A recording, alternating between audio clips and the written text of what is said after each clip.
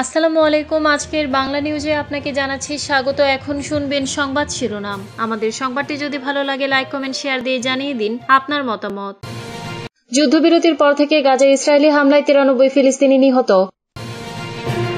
পুতিনকে জব্দ করতে আরো কঠোর নিষেধাজ্ঞার পরিকল্পনা যুক্তরাষ্ট্রের।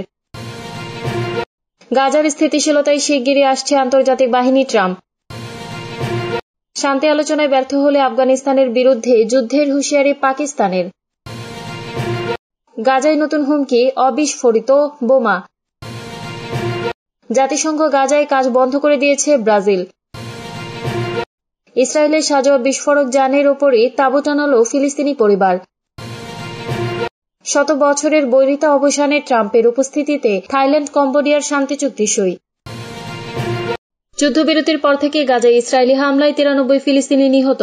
ফিলিস্তিনি স্বাস্থ্য মন্ত্রণালয় জানিয়েছে 11 অক্টোবর যুদ্ধবিরতি শুরু হওয়ার পর থেকে ভূখণ্ডটিতে ইসরায়েলি সামরিক বাহিনীর হামলায় মোট 93 জন ফিলিস্তিনি নিহত হয়েছেন, আর এই সময় আহত হয়েছেন আরও 324 জন। মন্ত্রণালয়ের বরাতে কাতার ভিত্তিক সংবাদ মাধ্যম আল জাজিরা এই খবর জানিয়েছে। খবরে বলা হয়, গত 48 ঘণ্টায় ইসরায়েলি হামলায় আরও 19 জন নিহত হয়েছেন এবং 7 জন আহত হয়েছেন। মন্ত্রণালয়ের হিসাবে 2023 সালের অক্টোবর থেকে শুরু হওয়া ইসরায়েলি গণহত্যায় এখন পর্যন্ত মোট 68,519 জন ফিলিস্তিনি নিহত হয়েছেন এবং আহত হয়েছেন আরও 1,70,382 জন।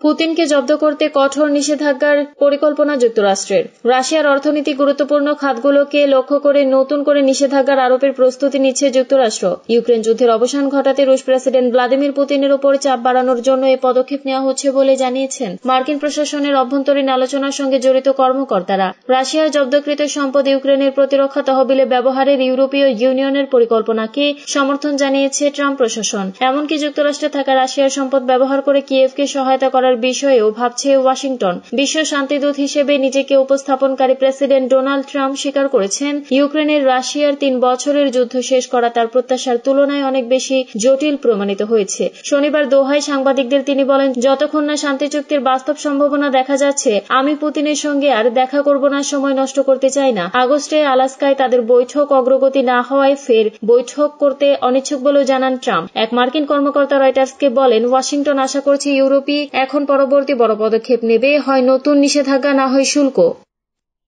গাজার স্থিতিশীলতায় শিগগিরই আসছে আন্তর্জাতিক বাহিনী। ট্রাম্প যুক্তরাষ্ট্রের প্রেসিডেন্ট ডোনাল্ড ট্রাম্প বলেছেন, গাজা উপত্যকায় স্থিতিশীলতা ফিরিয়ে আনার প্রচেষ্টা দ্রুত এগোচ্ছে এবং সেখানে খুব শিগগিরই একটি আন্তর্জাতিক শান্তিরক্ষী বাহিনী মোতায়েন করা হবে। শনিবার 25 অক্টোবর দোহায় জ্বালানি ভরার বিরতিতে কাতারের আমির Sheikh Tamim bin Hamad Al থানির সঙ্গে বৈঠকের পর তিনি কথা বলেন। ট্রাম্প সাংবাদিকদের বলেন, এটি একটি স্থায়ী শান্তি হওয়া উচিত। তিনি জানান, প্রয়োজন হলে কাতার শান্তিরক্ষী বাহিনী পাঠাতে ইচ্ছুক, তবে হামাসকে সতর্ক করে ট্রাম্প বলেন, জিম্মিদের মৃতদেহ দ্রুত ফেরত দিতে হবে, না হলে এর পরিণতি ভোগ করতে হবে। ট্রাম্প সোশ্যাল মিডিয়ায় প্ল্যাটফর্মে ট্রুথ সোশ্যালে লেখেন, হামাসকে এখনই নিহত জিম্মিদের মরদেহ ফেরত দিতে হবে, যার মধ্যে 2 জন মার্কিন নাগরিকও আছেন, অন্যথায় মহান শান্তি প্রক্রিয়ায় যুক্ত দেশগুলো ব্যবস্থা নেবে। তিনি আরো বলেন, কিছু মরদেহ পৌঁছানো কঠিন হলেও অন্যগুলো সহজেই ফেরত দেওয়া সম্ভব, কিন্তু তারা কোনো কারণবশত তা করছে না, হয়তো এটা তাদের নিরস্ত্রীকরণের সঙ্গে সম্পর্কিত। ট্রাম্প সতর্ক করে বলেন, আমি বলেছিলাম উভয় পক্ষের সাথেই ন্যায্যভাবে আচরণ করা হবে, কিন্তু তা তখনই সম্ভব যদি তারা নিজেদের দায়িত্ব পালনে সম্মত হয়।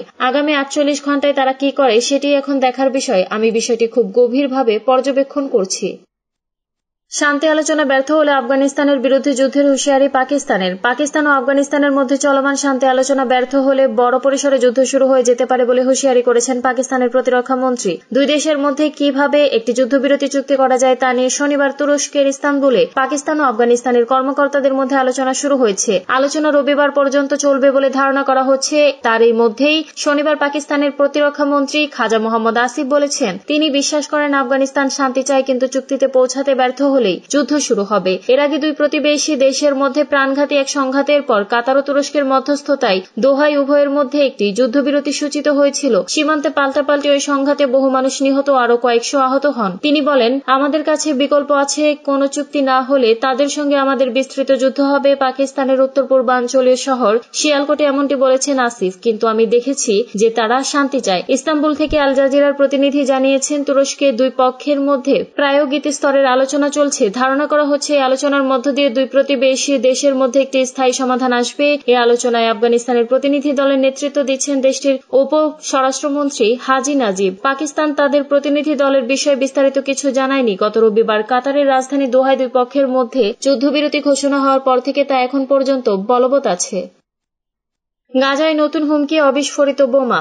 গাজা উপত্যকায় নিজ বাড়িতে ধ্বংসস্তূপে ফিরে কিছুটা হলেও স্বস্তি খুঁজে পেয়েছিলেন সোরবাসী নামের পরিবারটি। শনিবার দুপুরে তারা নিজেদের মধ্যে কথা বলছিলেন। হঠাৎ একটি বিস্ফোরণের শব্দ শুনে বাড়ির বাইরে আসেন। দেখেন মাটিতে রক্তাক্ত অবস্থায় পড়ে আছে তাদের পরিবারের 6 বছর বয়সী যমজ শিশু ইয়াহিয়া ও নাবিলা। স্থানীয়রা জানান শিশুরা খেলার সময় একটি গোলাকার বস্তু খুঁজে পায়। সেটি দেখতে খেলনার মতোই ছিল। স্পর্শ করতেই তা বিস্ফোরিত হয়। প্রকৃতপক্ষে সেটা ছিল বোমা। আহত শিশু 2 জন বেঁচে ফেরার মতো অবস্থায় আছেন, তবে তাদের আর আগের মতো সুস্থ জীবনে ফেরা সম্ভব না বলে জানিয়েছেন হাসপাতাল কর্তৃপক্ষ। প্রকৃতপক্ষে গাজায় যুদ্ধবিরতি চলেও ঝুঁকি পিছু ছাড়ছে না। অক্টোবরের 10 তারিখে শুরু হওয়া অস্ত্রবিরতির পর থেকে লাখ লাখ ফিলিস্তিনি ধ্বংসস্তূপে ফিরে যাচ্ছেন, খুঁজছেন নিজেদের ভেঙে যাওয়া ঘরবাড়ির অবশিষ্টাংশ, হারানো জিনিসপত্র কিংবা এখনো উদ্ধার না হওয়া মরদেহগুলো। তবে সেখানে এখনো মুখোমুখি হতে হচ্ছে অবিস্ফোরিত বোমা ও যুদ্ধাস্ত্রের অবশিষ্টাংশের, যা শিশু ও বেসামরিক মানুষের জীবনে নতুন হুমকি হয়ে উঠেছে, যেগুলো বাসিন্দাদের অজান্তে বিস্ফোরণের হতাহতের সংখ্যা বাড়িয়ে তুলছে। জাতিসংঘের মাইন অ্যাকশন সার্ভিস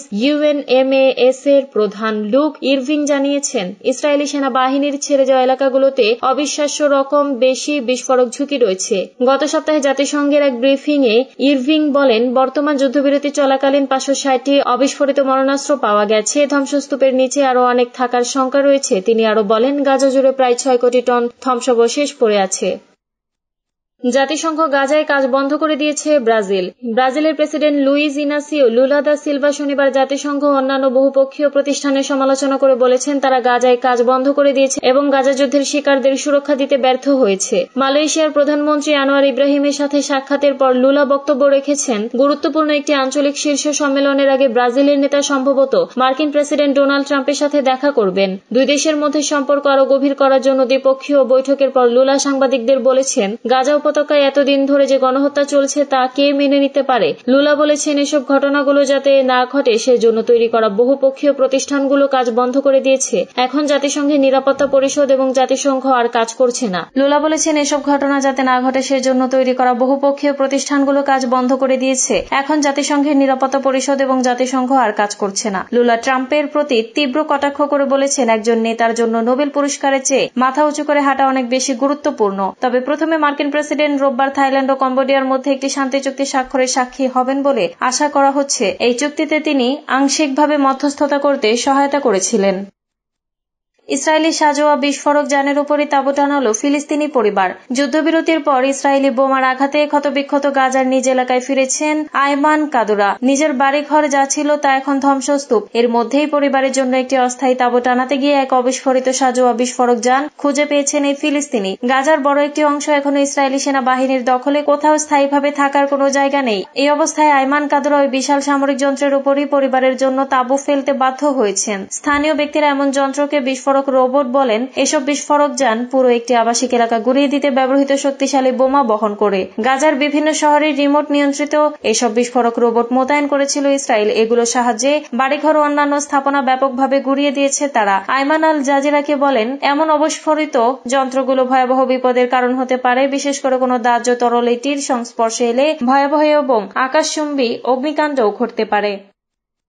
100 বছরের বৈরিতা অবসানে ট্রাম্পের উপস্থিতিতে থাইল্যান্ড কম্বোডিয়ার শান্তি চুক্তি সই। থাইল্যান্ড ও কম্বোডিয়ায় আজ রোববার শান্তি চুক্তির একটি যৌথ ঘোষণাপত্র স্বাক্ষর করেছে। এটিকে দুই দেশের বিরোধপূর্ণ সীমান্তে শত্রুতা বন্ধ এবং শান্তিপূর্ণ পুনঃপ্রতিষ্ঠার জন্য আনুষ্ঠানিক পদক্ষেপ হিসেবে গণ্য করা হচ্ছে। চুক্তিতে সই করেছেন থাইল্যান্ডের প্রধানমন্ত্রী অনুচিন চার্নভিরাকুল ও কম্বোডিয়ার প্রধানমন্ত্রী হুন মানেত। মার্কিন প্রেসিডেন্ট ডোনাল্ড ট্রাম্প ও মালয়েশিয়ার প্রধানমন্ত্রী আনোয়ার ইব্রাহিমও সই করেছেন চুক্তিতে। মালয়েশিয়ার কুয়ালালামপুরে আজ শুরু হওয়া দক্ষিণ পূর্ব এশীয় দেশগুলোর জোটের শীর্ষ সম্মেলনের ফাঁকে তারা এই চুক্তি সই করেন। আসিয়ান সভাপতি হিসেবে মালয়েশিয়ার প্রধানমন্ত্রী আনোয়ার ইব্রাহিম ও মার্কিন প্রেসিডেন্ট ডোনাল্ড ট্রাম্প চুক্তিতে স্বাক্ষর করেন। ঘোষণাপত্রটি গত জুলাইয়ে থাইল্যান্ড কম্বোডিয়ার মধ্যে আলোচনার পর অর্জিত যুদ্ধবিরতির বোঝাপড়াকে আরো দৃঢ় করেছে। থাইল্যান্ড ও কম্বোডিয়ার মধ্যে 817 কিলোমিটার সীমান্ত নিয়ে বিরোধ 100 বছরের পুরনো। এই বিরোধকে কেন্দ্র করে দুই দেশের মধ্যে উত্তেজনা গত 24 জুলাই সামরিক সংঘর্ষে রূপ নেয়। সবশেষ এই শান্তি চুক্তিকে আসিয়ানের জন্য একটি বড় অর্জন হিসেবে দেখা হচ্ছে। এর মধ্য দিয়ে আরো বড় কোনো সামরিক সংঘাতের আশঙ্কার অবসান ঘটল